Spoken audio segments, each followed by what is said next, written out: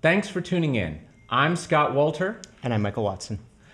In this episode, we look behind the curtain of the nation's most prominent pro-abortion advocacy group, Planned Parenthood, as the Trump administration cuts off a major source of federal funding to it. This is the InfluenceWatch podcast.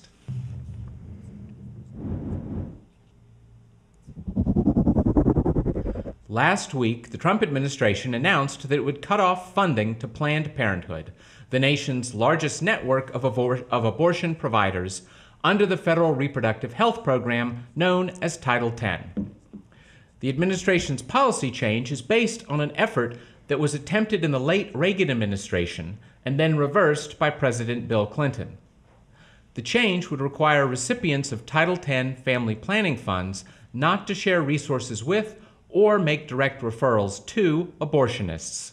This move puts the funding that Planned Parenthood-affiliated clinics receive through Title X in jeopardy.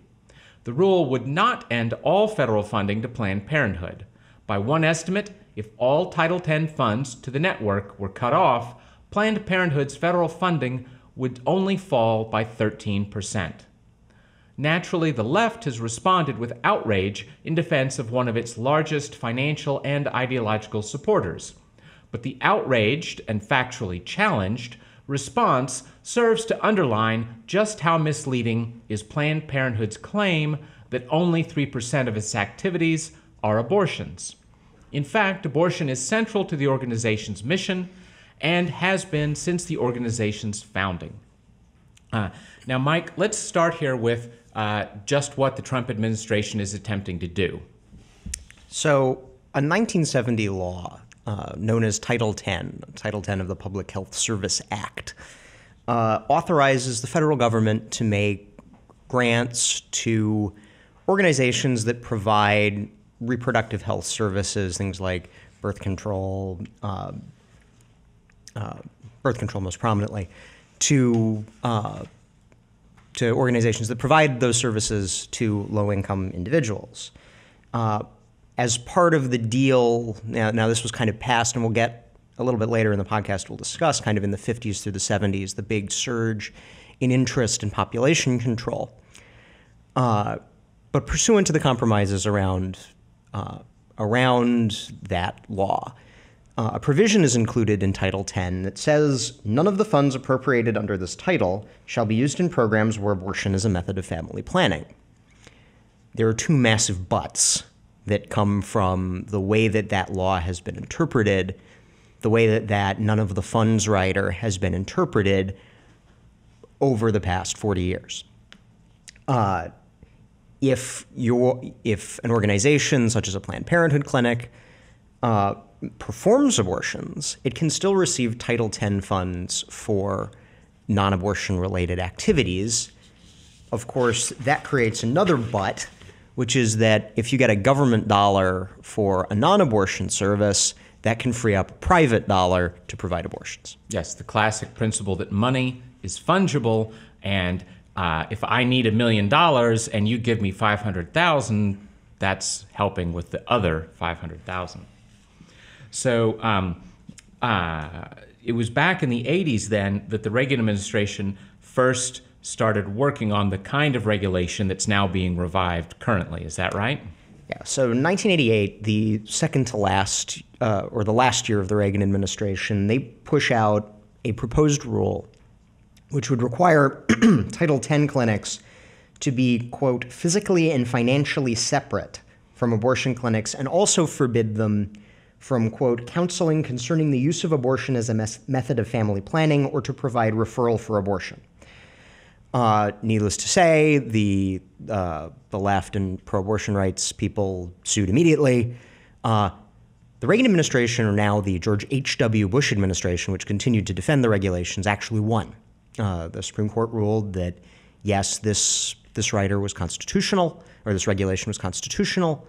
Of course, by the time they won, they had already lost the 1992 general election. Bill Clinton was coming into office, and apparently, according to Yuval Levin's write-up on this at National Review, in the first week of the Clinton administration, the rule was repealed.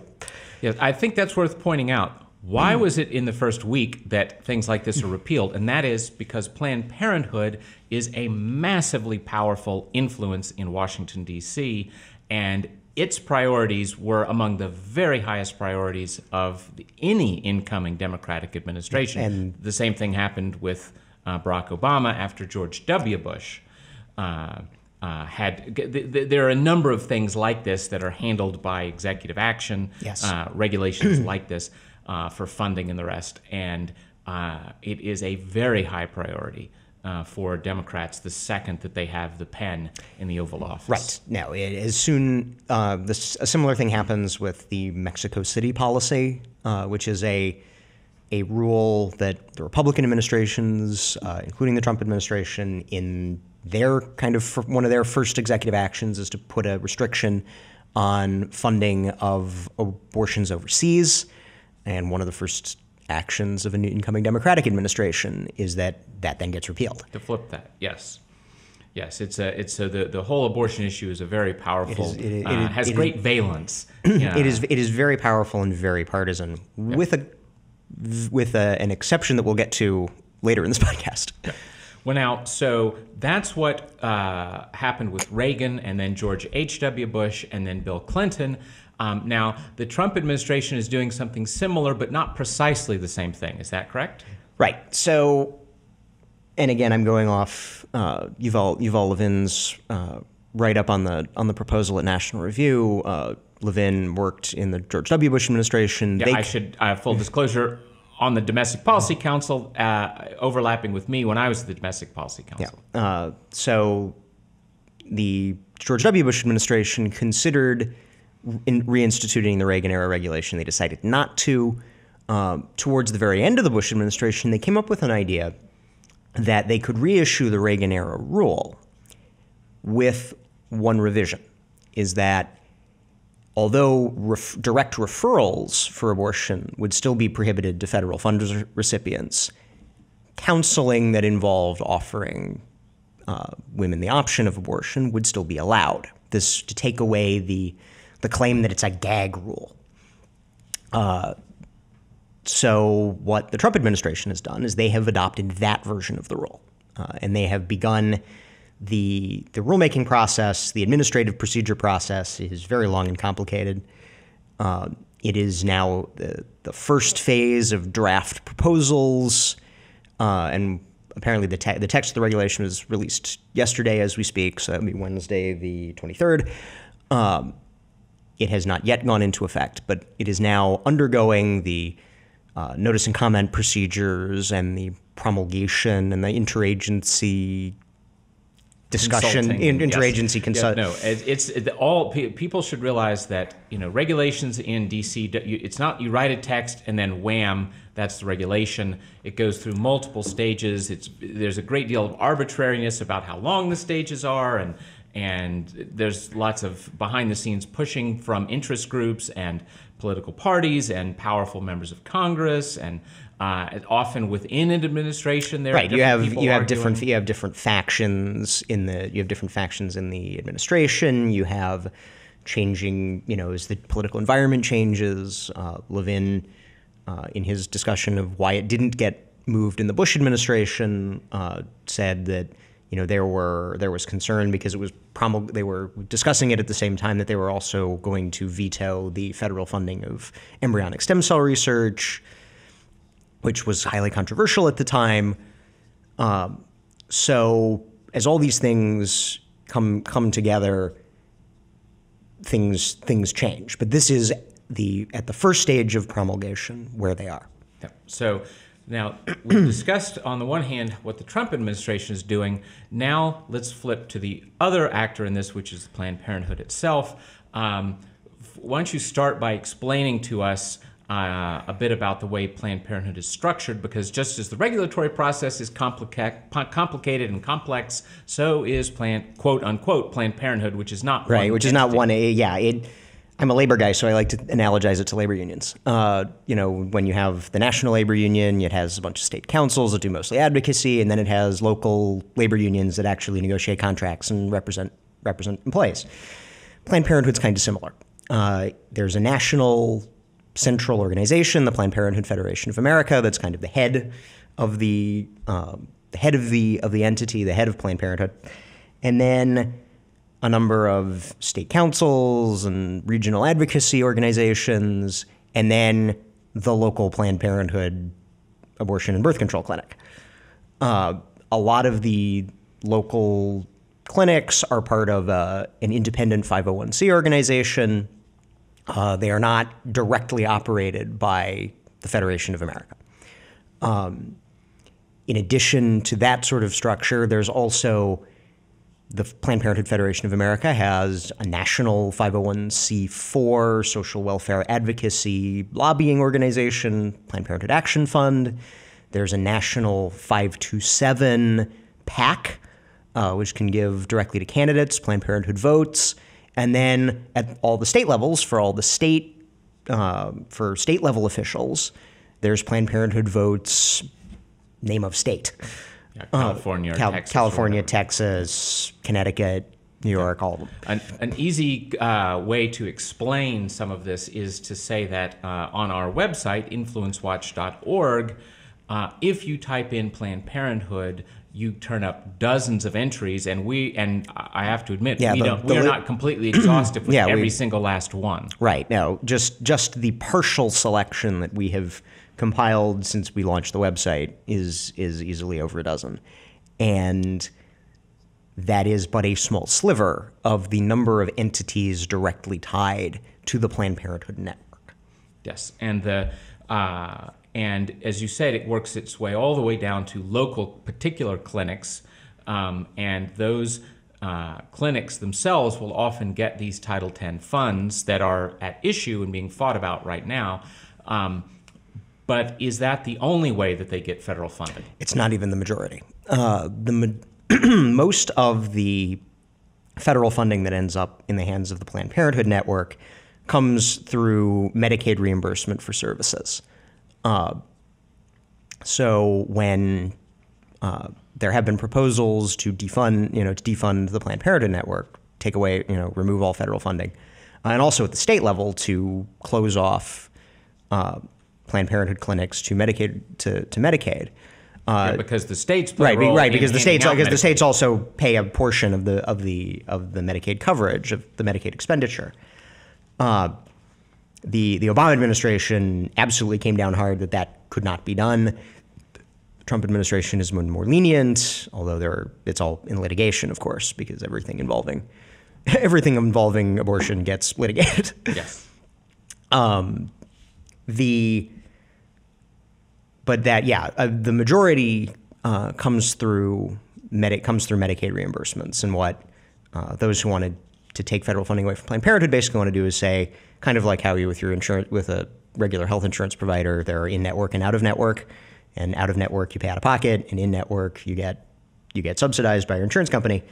That Planned Parenthood would become out-of-network, as opposed to in-network, which it is in most cases now. And so speaking of healthcare and reimbursements and the like, Obamacare also is a source of some funds for those Planned Parenthood affiliated clinics throughout the country. You mentioned all of the C4s, which get to do a lot of advocacy, and then outside spending in elections with that, and 527s and PACs and the rest that are all part of the Planned Parenthood network.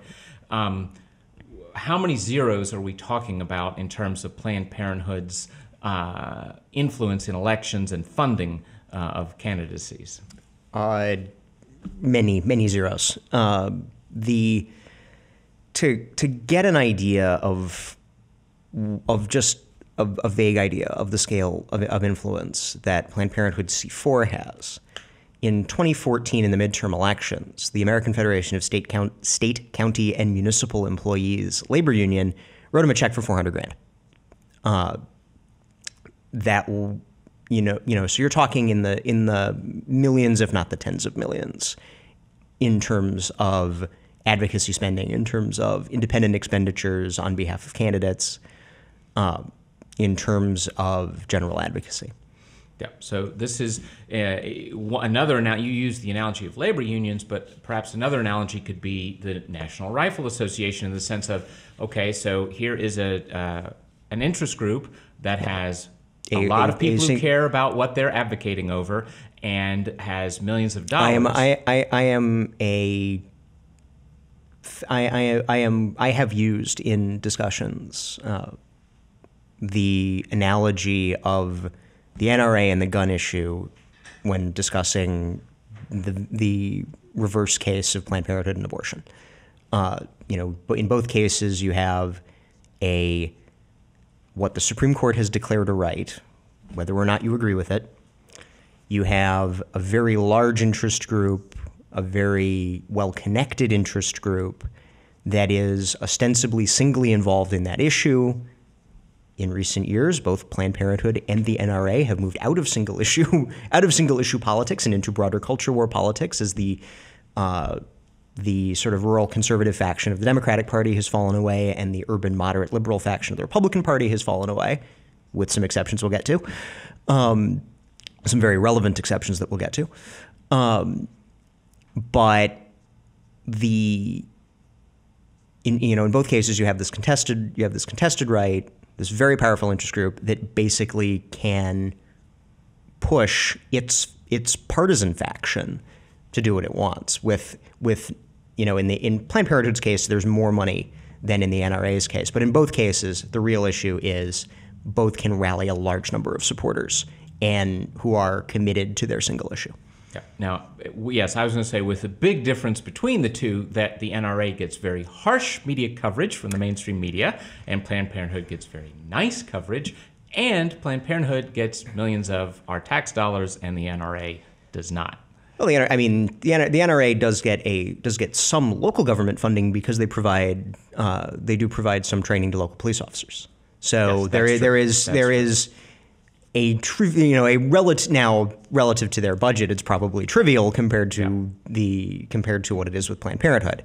Yeah. But there even is a government funding angle there. But the government funding of Planned Parenthood, I suspect, and the federal funding certainly of Planned Parenthood, I suspect, is much higher. Yeah. Plus, I would just I think it's worth throwing out that on the left, it is by no means Planned Parenthood that is the only entity that leverages the abortion issue, which is passionate for the core support. The base of the Democratic Party cares a lot about this, and I know this because, of course, I get lots of left-wing email. I monitor lots of left-wing email lists, and Tom Steyer, whom we've covered in past episodes. The arch environmentalist billionaire. Yes, the largest single donor to political campaigns of anybody in America for the last several years. Yes, he was. Mm-hmm. And in 2014 as well, I believe. I think you may be right. Yes. And his great passion is environmentalism, and yet a great number of the emails that he sends me to get me to try to donate money or organize and advocate for causes and candidates, a shocking number of those involve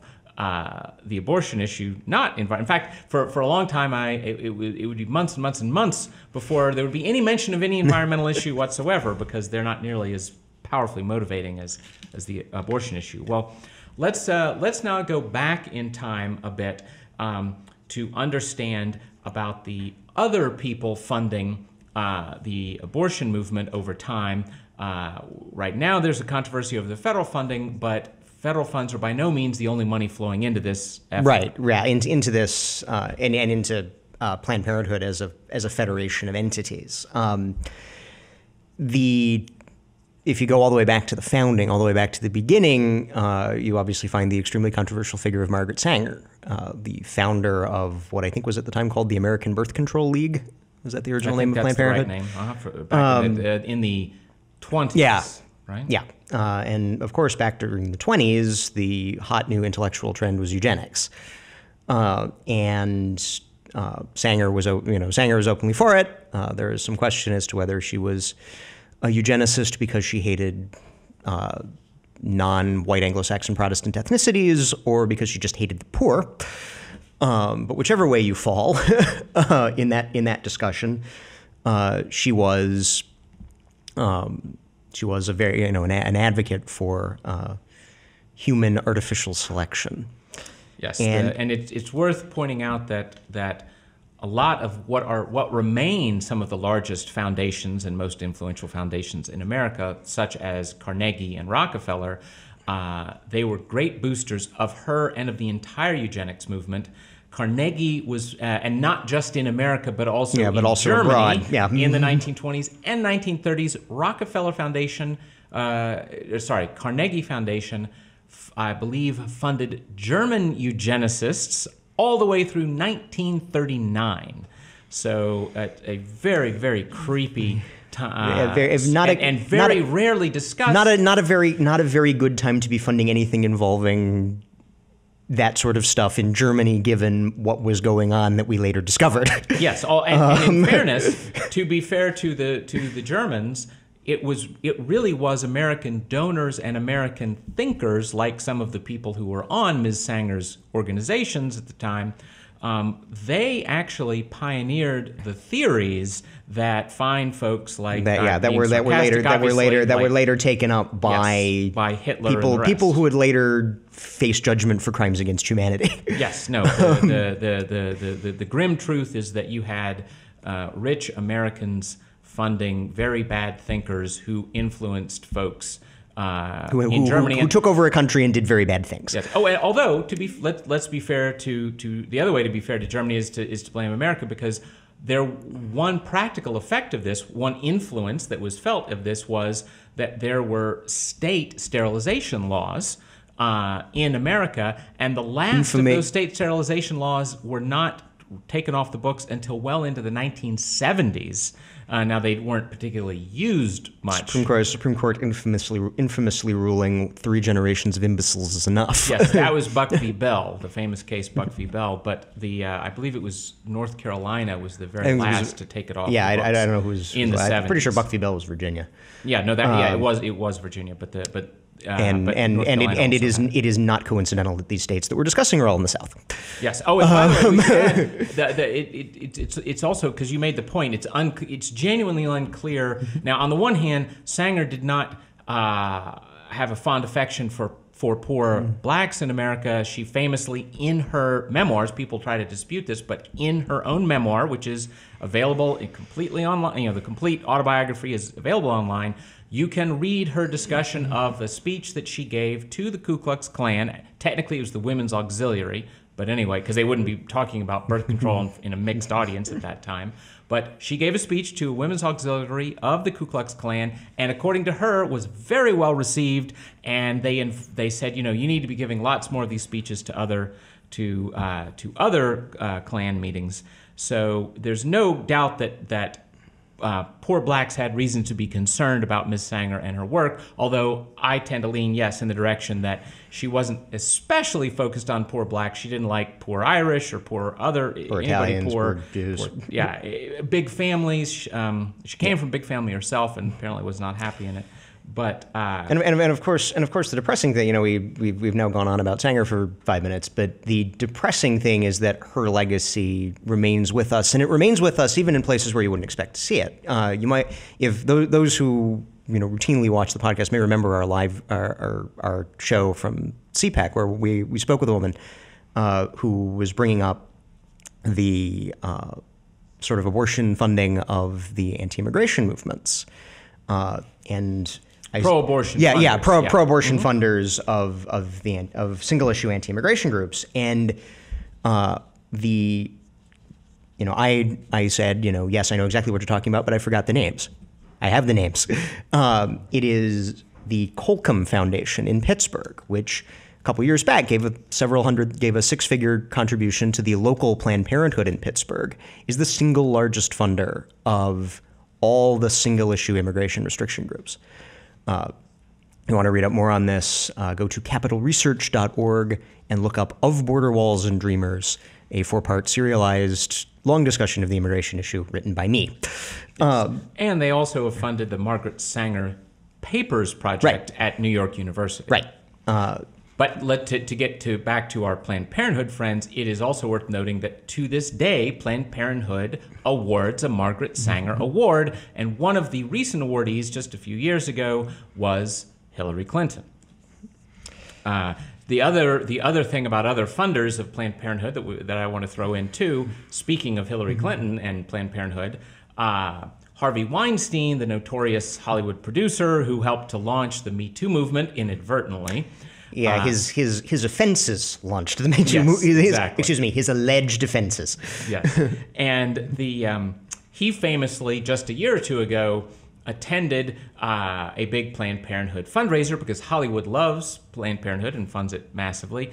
And at his table was Hillary Clinton and her close aide Huma Abedin, and Hillary actually was the main speaker, I believe, for the event. And Weinstein, with great virtue signaling, repeatedly jumped up, clapping wildly and swearing quite so that it would be picked up in lots of newspaper reports at the time. Lots of glossy magazines. Promising a $100,000 donation to Planned Parenthood, although ironically it turns out that once it turned out that he was a bad dude, Planned Parenthood insisted they never received the money. Yes, which to be fair, maybe he really did. Maybe true. Well, let's go. I didn't quite let you finish the other funders of. We originally. We're going through the history. So initially it comes out of the eugenics movement. We later discovered at the end of World War II that leads down a very bad road that is bad and evil. The funders of the abortion and birth control movement, and of which Planned Parenthood was one, the organizations that would become Planned Parenthood were core leadership of. The foundation funders moved towards concern about overpopulation. Now, what is it? Where do you draw the line between overpopulation and eugenics? Well, it's blurry. When the Rockefeller family, John Rockefeller III, and the Rockefeller Family Foundations. Now, again, and some of this we've discussed. That was a 1970 law, which means it was signed by Richard Nixon. Well, the Nixon-Rockefeller wing of the Republicans were kind of all involved in this. It wasn't, this was a sort of a bipartisan. It was a bipartisan offense, if you will. Yeah, and then it was the mid-1960s that talk about the population bomb of overpopulation. I think Paul Ehrlich's book, The Population Bomb, comes out in '68. I think it was a little earlier than that. It was either 60. I think it was either 64. Somewhere in the mid-late 60s. Mm-hmm. So the John Rockefeller III, the Ford Foundation, a number of prominent eugenicists, and the then president of Planned Parenthood got together and founded the Population Council, which is a big, again, also largely federally funded. In 2015, it reported $43 million in federally funded revenue. And among the things that Population Council has done, the first intrauterine devices, which were medically problematic, it tested them mostly abroad. And then just say on poor people, just to say on poor abroad, and also developed the chemical abortion pill and the RU486, RU486, mifepristone or whatever, the chemical abortion pill, and shepherded it through the FDA approval process during the Clinton administration. Yep. Now there was another. You talked about the wings as the parties polarized, wings falling off. So the rural's conservative white folks dropping off from the Democratic Party, but then also the liberal, the wealthy liberal, the wealthy waspy liberal, the Rockefeller, the Nelson Rockefeller, a former longtime governor of New York. This is true even out as far as Nebraska, I believe, is where I'm trying to lead you. Yes, because one of those population control interested former Republicans was a gentleman by the name of Warren Buffett. And his late wife. And his late wife. Now, before he married, Buffett went so far as he and one of his business partners formed before Roe v. Wade legalizes abortion essentially on demand nationwide. In 1973. what people who wanted to facilitate abortions did was they formed these straw churches that would help people who were seeking abortions cross state lines and go to a state that allowed, from a state that forbid abortion to a state that allowed it. So Buffett did that, and then later on in his life, in association with his late wife, Susan Thompson Buffett, they formed a foundation, now the Susan Thompson Buffett Foundation, named after her, and the Susan Thompson Buffett Foundation philanthropy observers believe it is the single largest funder in the private sector of population control, abortion, birth control, and similar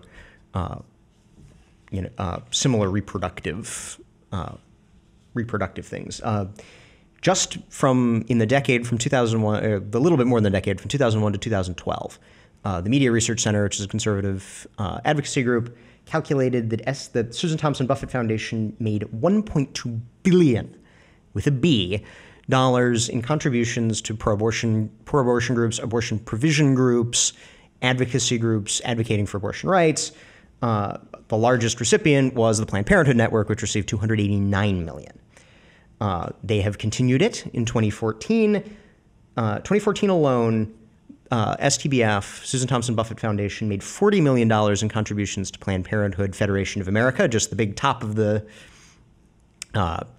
pyramid, and then an additional $7 million to the advocacy wing, the Planned Parenthood Action Fund. Yes, and that's and while that was the most important foundation funder in this area, it's by no means the only one, because you also had funders who tend to have strong environmentalist leanings, like the Hewlett Foundation, the Packard Foundation, the Open Society Foundations controlled by George Soros, United Nations foundations, and also a number of corporations and unions as well, correct? So we have unions. In recent years, the unions have started to really fund heavily the advocacy work being done by Planned Parenthood. Again, I mentioned in 2014 the AFSCME. Which is one of the largest government worker unions. Yeah, which is the largest government worker union that isn't a teachers union. Well, the second largest teachers union in 2017 wrote a $350,000 check to Planned Parenthood Votes, their 527 purely partisan political arm. Yep. And there's an irony here because, of course, first of all, the first thing to say is that the unions are doing that for the same reason Tom Steyer, the environmentalist, is doing that, namely, you can motivate a lot of voters to vote left and for bigger government and more government workers by stirring up the abortion. Right. It's again, same analog to the gun issue. The same way that Republicans and conservatives can be riled up by the fear that the government's going to come take their guns. Left liberals can be riled up by the mere possibility that their ability to access abortion on demand will be trivially restricted.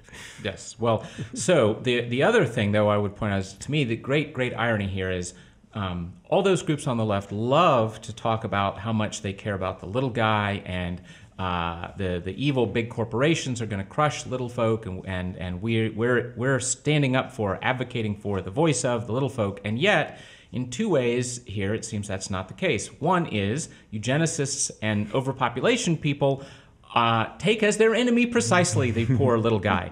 That is not remotely who Margaret Sanger was standing up for, nor the people who now give and receive Sanger Awards. But then, even beyond that, again, the population scare, and we're going to have the population bomb is going to go off because population expands geometrically. So you're going to have this terrible problem. Yeah, the latest census figures suggest that may not be the case. Yeah, so now there are not many countries in the world that are beating the mere replacement level. Right. The birth rate of 2.1. Yeah, in the U.S. in the last year, the latest census figures came out, I think, last week. 1.74, which is, if not an all-time low, very close. And of course, that geometric progression works in both directions. So yes, if you have a high birth rate, you have geometric expansion of a population. But if you have well below the replacement rate, which pretty much every advanced country in the world does, and even some that are somewhat less advanced, the People's Republic of China infamously had the authoritarian one-child policy for years and years, and now they're thinking of getting rid of their two-child policy because they're getting old before they get rich. Well, that's what I was going to say. This is the other way. The arch environmentalist Bill McKibben proposed many years ago, I think it was 1998, that the U.S. might consider adopting a one-child policy. As it turns out, we have voluntarily reduced our fertility to such a degree that it is potentially a social problem. Well, that's what I was going to say. So you have the same kind of geometric progression in the collapsing population, and the problem is, what is it that the left and government worker unions and the rest like? They love a big, fat welfare state, but to a considerable degree, a welfare state operates as a Ponzi scheme. Certainly our Social Security system works precisely as a Ponzi scheme, where you have to constantly be adding new suckers into the scam or it collapses, because you need more and more people to support the ever-growing numbers of people on the welfare. In addition to the green eye shade stuff, if you want to see the future of our social development, if we continue to have exceptionally low fertility, look at Japan, where there are stories coming out. I remember reading. I forget which newspaper it was in, but a woman was crying. She had. Her husband her husband passed away. Her daughter passed away young, so she is now not only widowed but also the end of the line, chronicling the last years of her life in what was originally one of these 1960s. Japan has come out of the war. It's undergoing its economic miracle. These apartment blocks were where the new Japan was going to be made. The new capitalist, free and democratic Japan was going to be made. And where it was made, but now they are becoming places of despair because the only people left are old age pensioners. Where is the next generation that is going to tend to the woman was obsessed with who's going to tend. No one is going to tend to my grave. No one is going to tend to the grave of myself, my late husband, and my late daughter, and that in yesterday's New York Times, there was a piece, does this collapse in birth, does it provoke the pessimism that leads to the fairly nasty strains of populism that have emerged in Europe and the United States over the past 4 or 5 years?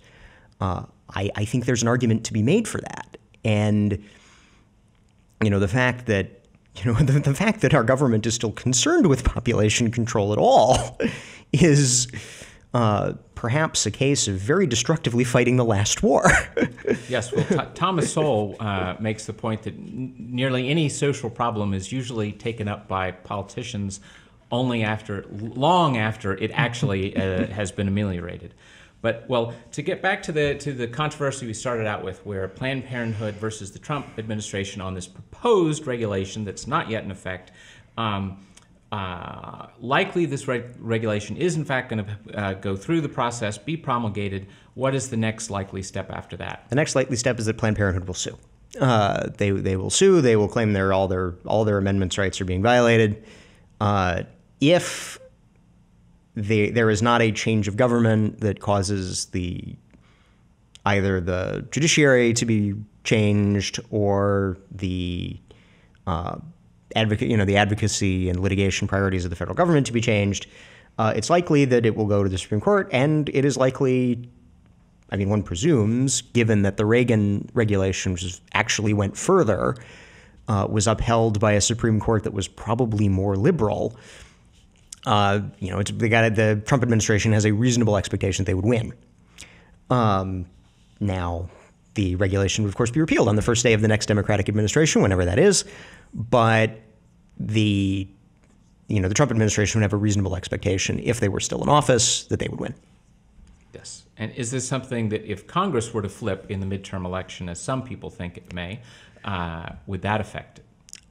This narrow regulation, probably not, because there will not be, presumably if Congress were fully controlled by. Now, here's where Congress gets interesting.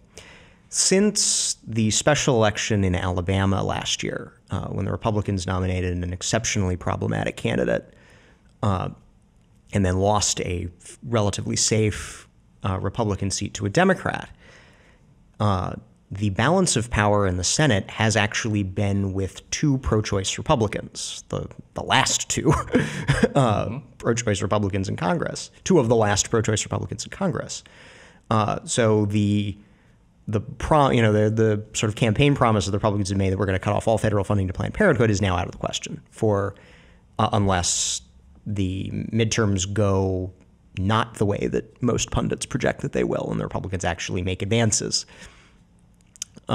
Because the balance of power in the Senate is held by two Republicans who are socially liberal and have said that they do not want to cut off federal funding to Planned Parenthood, the last survivors of Nelson Rockefeller's party. Yep.